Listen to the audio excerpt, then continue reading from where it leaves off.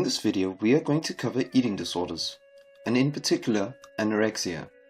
First of all, what comes to mind when you think of an eating disorder? Pause the video and think about what an eating disorder means to you.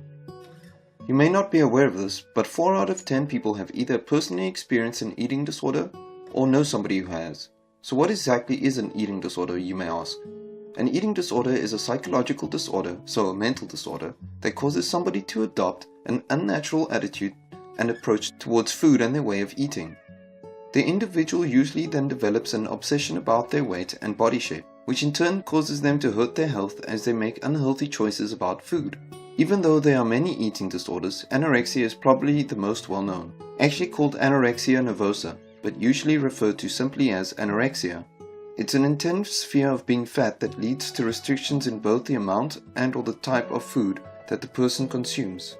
This particular eating disorder usually entails that the person is unable to see the reality of their body shape and situation, and sees their self-worth as being heavily linked to their body image.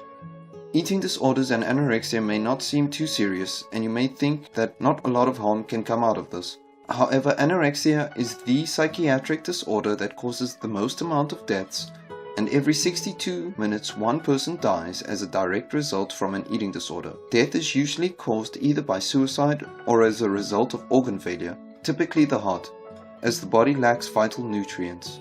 So who can get it? Anyone can develop anorexia, but it's not, however, entirely clear why some people are more susceptible to it than others. There are, however, a number of factors that make a person more prone to falling into it.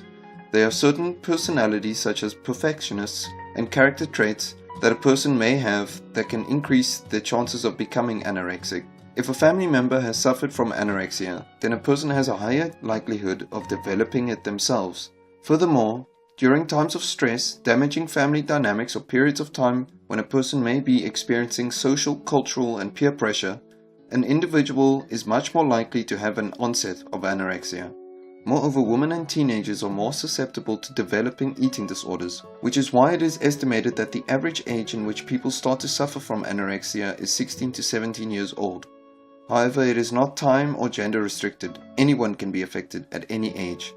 Anorexia is also not limited to certain countries or cultures. Anyone can be affected by the psychological disorder. If you or anyone you know is affected by this, remember there are always resources available and people willing to provide support. If you do need help, want to find out if you can help others affected, or simply want to learn more about what anorexia is, there are numerous websites available.